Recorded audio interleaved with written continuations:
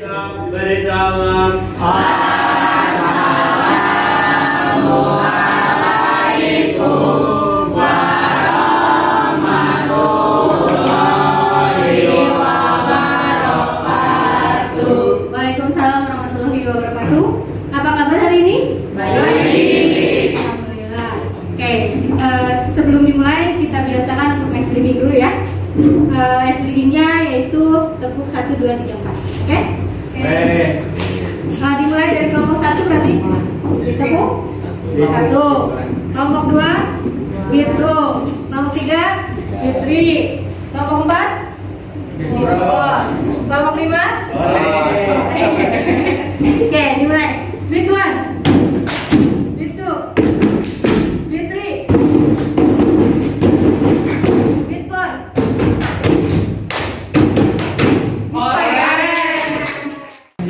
Hari ini siapa yang gak masuk? Kenapa Reiki? Terus Kaila sakit terus? Najwa sakit. Najwa sakit. Biasakan untuk menyanyikan lagu nasional. Lagu nasional hari ini yaitu Indonesia Pusaka. Dimohon untuk berdiri. Indonesia tanah air beta. Selanjutnya yaitu Ibu akan memberikan sebuah pertanyaan di awal pembelajaran, yaitu bagaimana pengaruh munculnya organisasi pergerakan nasional pada masa kini. Ada yang bisa bantu jawab? Boleh ajukan tangannya. Boleh silakan. Munculnya partai politik. Munculnya partai politik. Contohnya gimana teman-temannya? Apa aja sih partai politik di Indonesia yang ada? Terus Nasdem. Terus apa lagi? Demokrat, Gerindra, masih banyak lagi. Yang kedua kira-kira apa lagi? Munculnya organisasi-organisasi terpelajar. Munculnya organisasi terpelajar. Contohnya OSIS, BEM. Terus yang ada lagi nggak? Muncul Oke, Rizky. Organisasi dari masyarakat, Contohnya. Karang Taruna, Terus Pemuda Pancasila. Pemuda Pancasila. Terus apa lagi? Apa lagi? BBC, Bawaslu, KOF, pertama. GMI Bu. GMBI, Gerakan Masyarakat Bawah Indonesia. Nah, itu adalah salah satu pengaruh yang masih ada pada masa kini. Baiklah, sebelum lanjut, Ibu akan menyebutkan dulu tujuan dari pembelajaran hari ini. Yang pertama adalah menganalisis strategi pergerakan moderat, kooperatif, dan non-kooperatif radikal. Yang kedua adalah menganalisis persamaan strategi pergerakan nasional Indonesia awal kebangkitan sampai proklamasi. Yang ketiga adalah menganalisis perbedaan strategi pergerakan nasional Indonesia awal kebangkitan sampai proklamasi. Yang keempat adalah membandingkan strategi perjuangan pergerakan nasional dengan strategi organisasi politik masa kini. Dan yang terakhir adalah membuat ringkasan hasil diskusi mengenai perbandingan strategi perjuangan organisasi zaman pergerakan dengan organisasi politik masa kini. Nah, ini tuh diharapkan kalian bisa dicapai ya. Dan sekarang kita akan mencoba membandingkan strategi perjuangan pergerakan nasional dengan strategi organisasi politik masa kini dengan menggunakan metode pembelajaran konstekstual di mana dikaitkan dengan peristiwa masa sekarang. Ada videonya, kalian boleh simak baik-baik tentang strategi pergerakan nasional.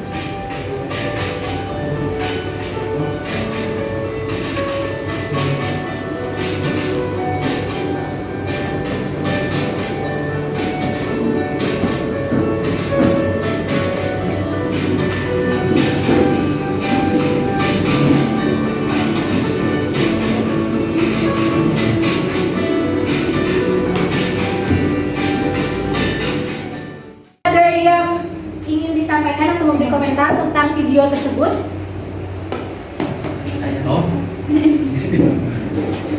Boleh, Ika, silakan. Berisi perbedaan dan persamaan strategi pergerakan nasional. Ya, berisi mengenai apa? Perbedaan dan persamaan dari strategi perjuangan organisasi pergerakan. Nah, isinya apa aja katanya strateginya? Yang pertama, boleh kan? Radikal. Radikal. Yang kedua? Kooperatif. Non kooperatif. Yang ketiga? Moderat. Moderat. Terus apa lagi satu lagi kira-kira? Kooperatif. Kooperatif. Nah, itu adalah materi yang akan kita bahas hari ini. Ibu akan sedikit memberikan penjelasan mengenai apa itu strategi radikal non kooperatif. Nah, strategi pergerakan radikal non kooperatif merupakan perjuangan dengan cara yang keras dan tidak mau bekerja sama dengan pemerintahan Belanda. Tadi apa saja contoh organisasinya? PKI. Selanjutnya yaitu Ibu akan menjelaskan terlebih dahulu mengenai peta konsep, mengenai strategi perjuangan organisasi pergerakan nasional. Tadi apa aja strategi itu? Non kooperatif. Ada non kooperatif. Yang kedua? Moderat. Yang ketiga? Radikal. Dan yang keempat? Kooperatif. Baiklah, kita akan melaksanakan diskusi setiap kelompoknya. Nanti kita presentasi ya. Presentasi ke depan. Sama Ibu dibagi.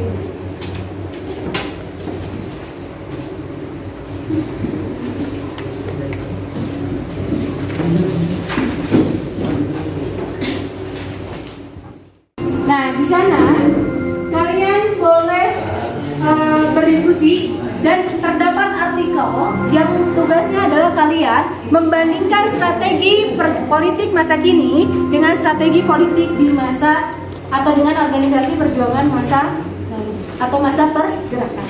Oke? Ibu berikan waktu 30 menit untuk diskusi, setelah itu kita presentasi. Silakan untuk berdiskusi. Boleh diklik aja si artikelnya kalau misalnya kurang lengkap informasinya boleh diklik.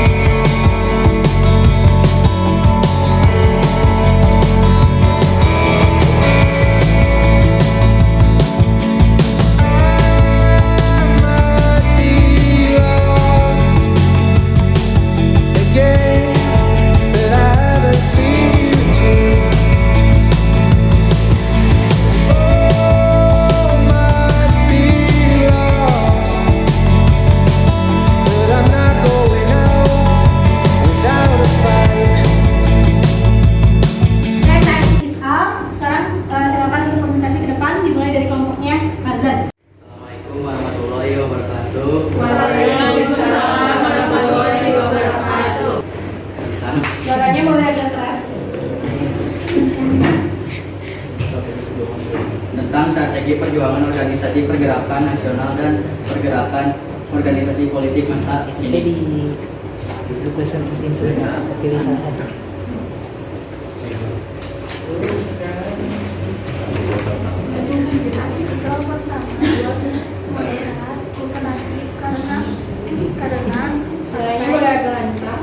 Partai Golkar membuka peluang untuk kalangan muda yang ingin terjun langsung di dunia politik.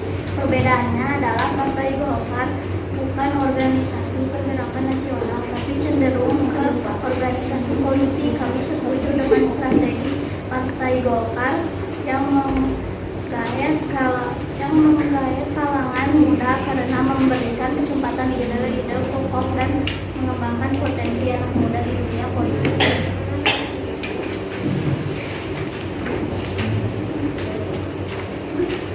Untuk artikel yang kedua, strategi yang dilakukan oleh ketiga partai tersebut adalah untuk menarik suara masyarakat kecil atau wong cilik.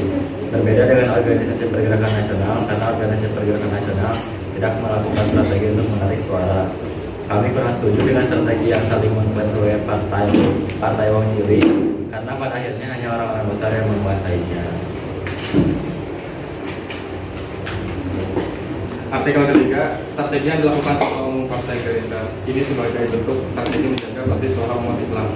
Berbeda dengan orang pada masa pergerakan nasional yang menyerahkan masa depan Indonesia kepada organisasi yang ada pada saat itu.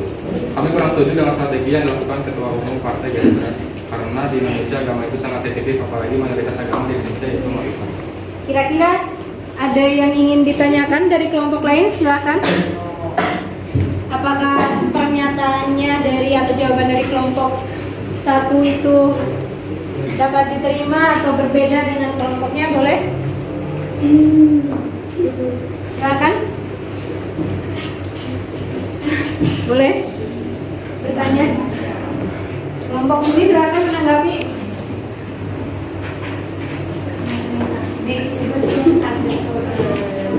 Artikel yang kedua katanya.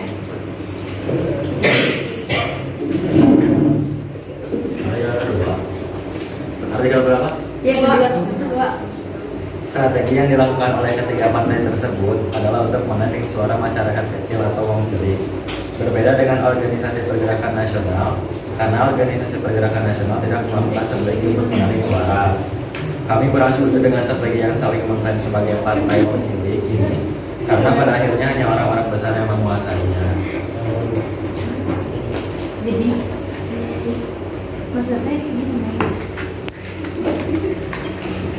Oke, coba yang lainnya perhatikan. Jadi kan kalau misalkan mereka terpilih gitu kan jadi presiden atau apa itu kan katanya mau cilik dan pada akhirnya sama orang yang apa tadi? Berkuasa. Yang berkuasa. Tapi kan nanti kalau misalkan dia udah jadi presiden atau apa kan pasti ada yang janji-janjinya. Mereka janjiin ke rakyat itu apa kan. Katanya mau cilik itu gimana? Jadi strategis yang dipakai sudah jadi presiden apa? Alasannya kami kurang setuju karena dengan strategi yang saling mengklaim sebagai partai politik, pada akhirnya hanya orang besar yang berkuasa. Jadi intinya kelompok ini tuh tidak setuju akan strategi yang digunakan beberapa partai di artikel 2 seperti itu. Bagaimana Syifa? Sudah terjawab? Sudah. Silakan tutup. Sekian dari kami kelompok 5. Wassalamualaikum warahmatullahi wabarakatuh. Waalaikumsalam warahmatullahi wabarakatuh.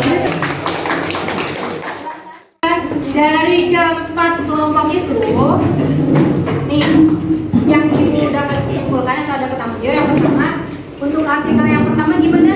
Apakah kalian setuju tidak kalau misalnya mengambil hatinya itu dari kalangan pemuda dengan menggait kalangan pemuda? Setuju atau tidak? Setuju. Strateginya baik atau tidak? Baik. Kenapa baik kalau misalnya diambil dari kalangan pemuda? Memberikan kesempatan ide-ide baru dan mengembangkan potensi anak muda di dunia politik. Memberi kesempatan ide-ide baru dan mengembangkan potensi anak muda di dunia politik. Ya. Mengembangkan potensi-potensi baru dan ide-ide baru, terutama di kalangan pemuda. Sebelum diakhiri, ini ada sedikit materi lagi untuk penguatan. Nah, kalau tadi kita berbicara tentang politik masa kini, sekarang ini adalah strategi yang dilaksanakan atau pada zaman pergerakan, yaitu yang ada organisasi apa saja sih yang di awal perkembangan, yang moderat dan kooperatif itu ada Budi Utomo, Sarekat Islam, Sarekat Dagang Islam, dan Muhammadiyah. Sementara di nasionalisme politik ada Indis Partai, ada Gerakan Pemuda dan Gerakan Perempuan. Sebelum ditutup, kira-kira ada yang bisa menyimpulkan nggak? Pembelajaran hari ini kita belajar apa? Boleh, Michael? Mengenai perbedaan strategi parpol sekarang untuk mengambil hati rakyat, ada yang ke kalangan pemuda, wong cilik dan juga basis agama. Oke, ada yang bisa bantu lagi temennya? Silakan, Rian. Apa? Strategis, radikal, kooperatif, moderat, sama kooperatif. Berarti hari ini kita belajar mengenai strategi perjuangan pergerakan nasional, di mana nantinya digunakan kembali oleh partai politik yang ada sekarang. Ada kooperatif, radikal, dan Moderat. Nah, untuk mengevaluasinya, mari kita bermain game. Oke? Lihat handphonenya ibu kirim nih. Game-nya itu nanti kalian berlari ke arah jawaban yang benar dan tidak boleh menabrak musuh. Kalau kalian menabrak musuh berarti nyawanya hilang satu. Bentar dulu, Dik. Nyawanya hilang satu. Nah, ini materinya yang tadi di kotak ini. Yang terakhir. Jawabannya ini di bawah. Ini hatinya cuma di Ya, ini Ibu mau tanya, pembelajaran hari ini gimana menurut kalian? Seru. Serunya? Karena apa ya? Karena anti mainstream ya. Bisa berdiskusi. Bisa berdiskusi, terus lebih ke bertukar pikiran. Lebih ke masa kini kali ya, peristiwanya. Nah, baik. Terima kasih atas perhatiannya dan terima kasih sekali bagi kelompok yang telah melaksanakan tugasnya dengan baik. Kalau mau itu diskusi dan presentasi, itu Ibu ucapkan terima kasih banyak dan tepuk tangan dulu dong untuk kita semua. Oh iya, pesan moralnya yaitu gimana pun strategi kita, niat kita itu paling penting. Strategi ditentukan oleh niat hati. Itu adalah pesan ya. Mau gimana pun strategi yang kita buat, kalau hatinya tidak tulus itu tidak akan jalan.